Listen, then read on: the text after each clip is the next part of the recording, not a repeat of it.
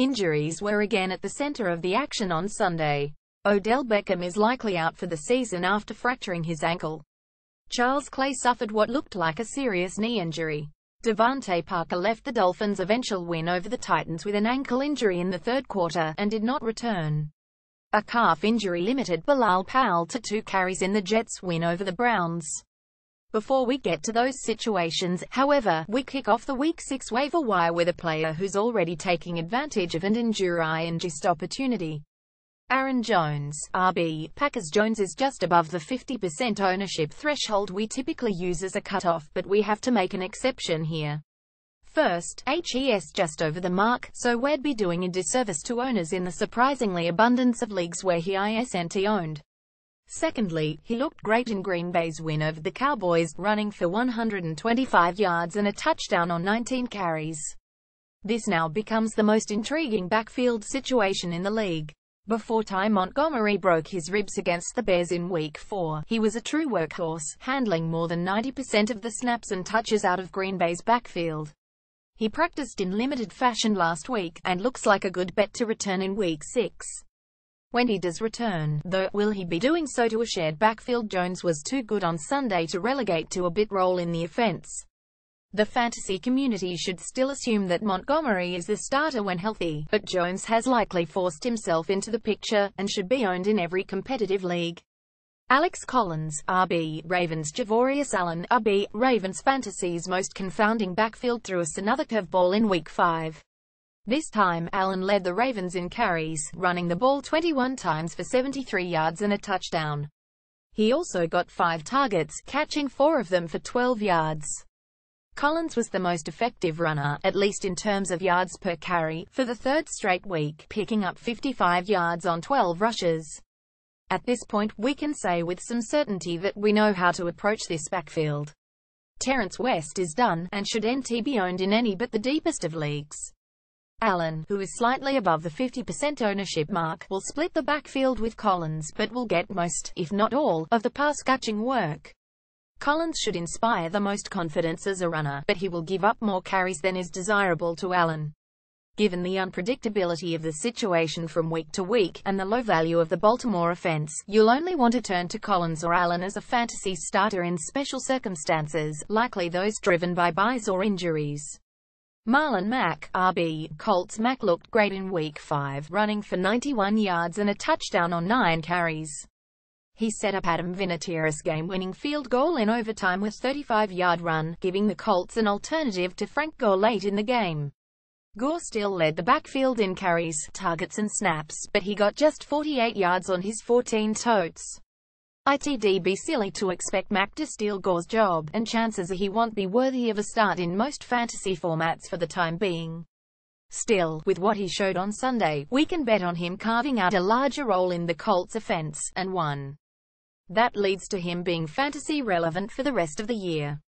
At the very least, he'll be a valuable depth back who serves as a palatable spot starter when your regulars are on bye.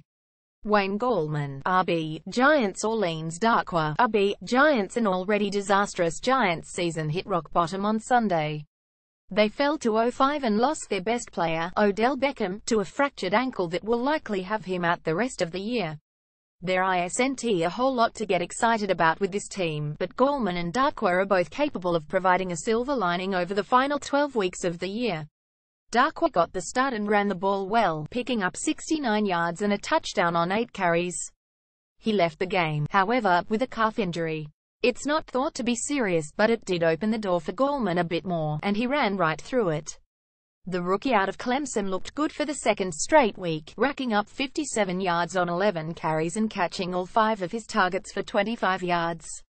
With Beckham on the shelf, and Sterling Shepard and Brandon Marshall also nursing ankle injuries, the Giants are going to need to hunt for playmakers wherever they can find them.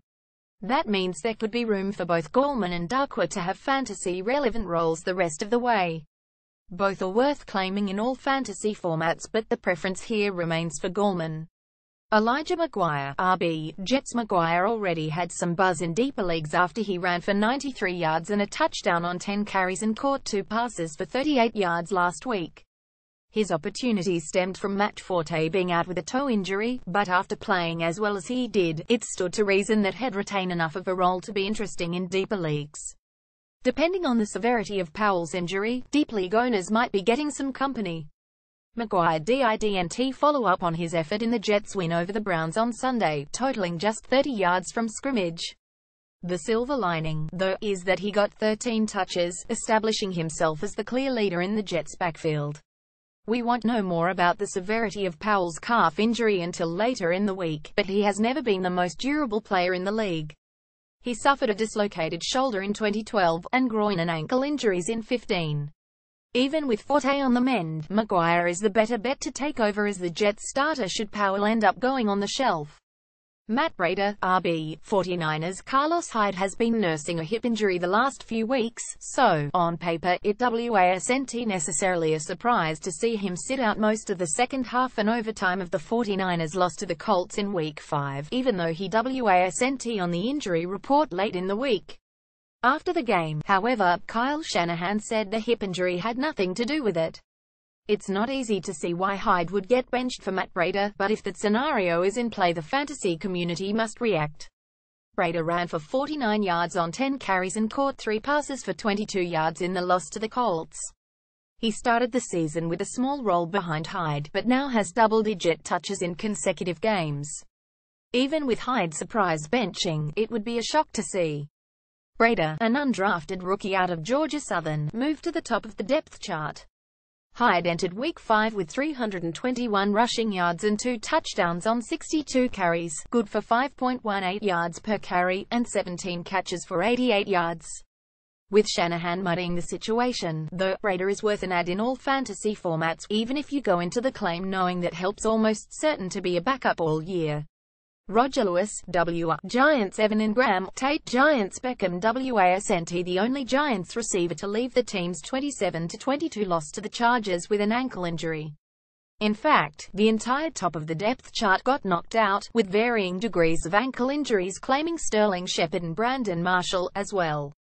Lewis was thrust into the spotlight, turning one of his 2 targets into a 29-yard touchdown. Back in Week 1, when Beckham was out because of the injury he sustained during the preseason, Lewis caught 4 of 6 targets for 54 yards.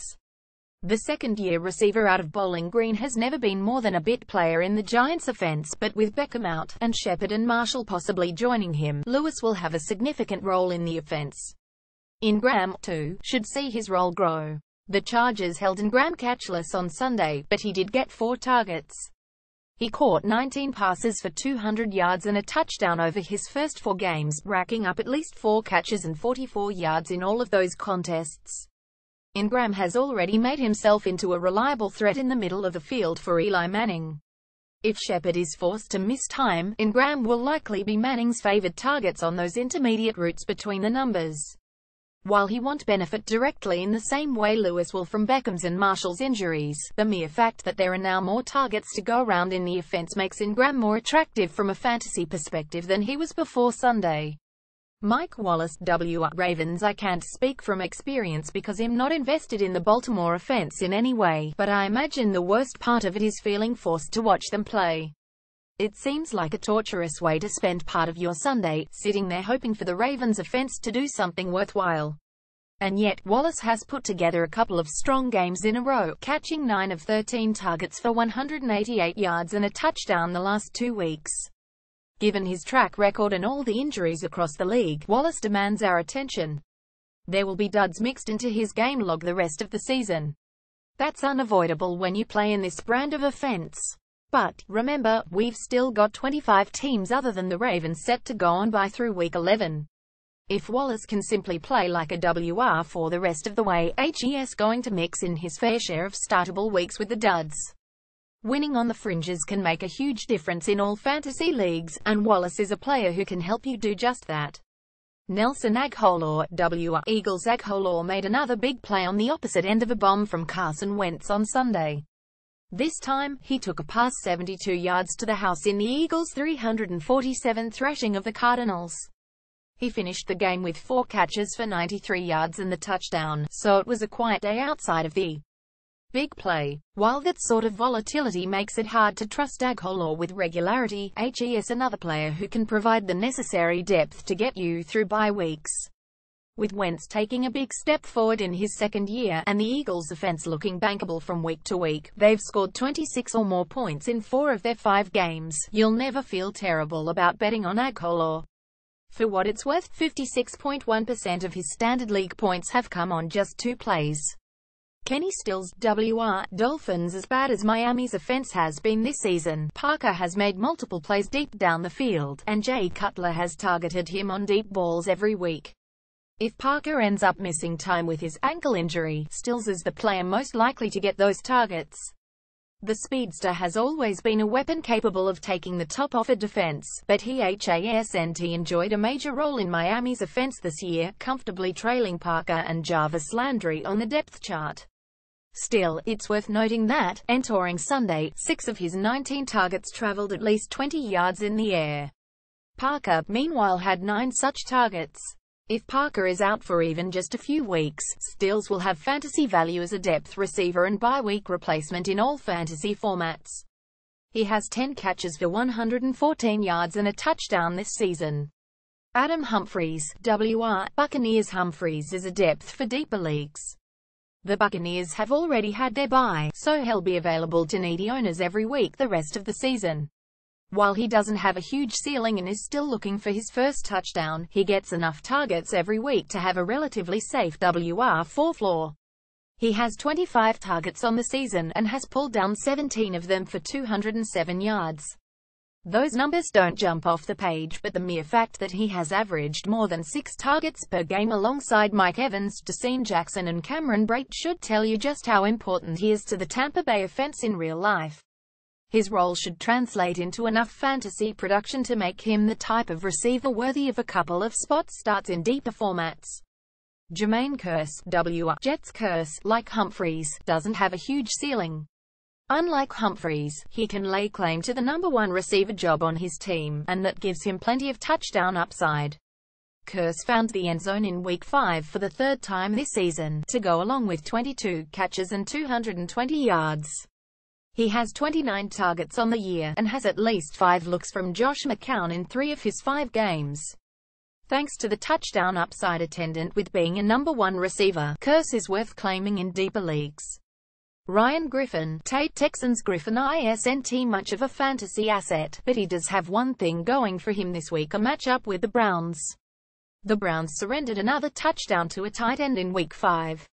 This time, it was Austin Seferian-Jenkins hitting pay dirt. The Browns have now allowed the quartet of Jesse James, Ben Watson, Tyler Kroft and Seferian-Jenkins to combine for 26 catches, 229 yards and 5 touchdowns. All of them had at least 1 touchdown or 90 yards. Every starting tight end is worth rolling out against the Browns, especially one tied to Deshaun Watson. George Kittle, Tate. 49ers. If you need someone who might have a little more staying power in a deeper league, Kittle is worth your attention this week. The rookie out of Iowa had his best game of the season to date in Week 5, catching 7 of 9 targets for 83 yards and a touchdown. He hadn't got much run in the offense before Sunday, but he did catch a couple passes for 35 yards in Week 4. The 49ers aren't exactly brimming with playmakers, so when one shows himself, the team is likely to give him more opportunity.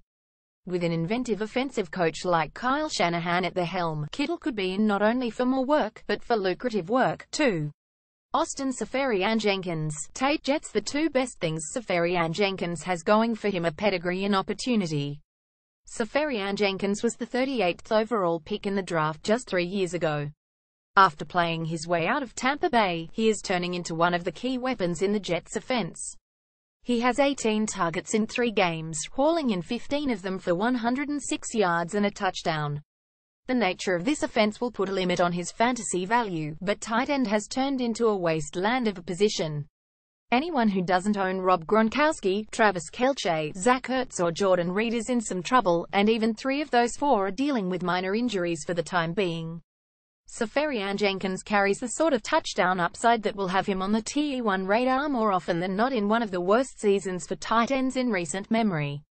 Kevin Hogan, QB, Browns. This is mainly directed at the Superflex and TWA quarterback league owners out there, though Hogan can be a decent stream play in Week 6 with the Browns visiting the Texans, who will definitely be without J.J. Watt, and could be missing Whitney Merciless.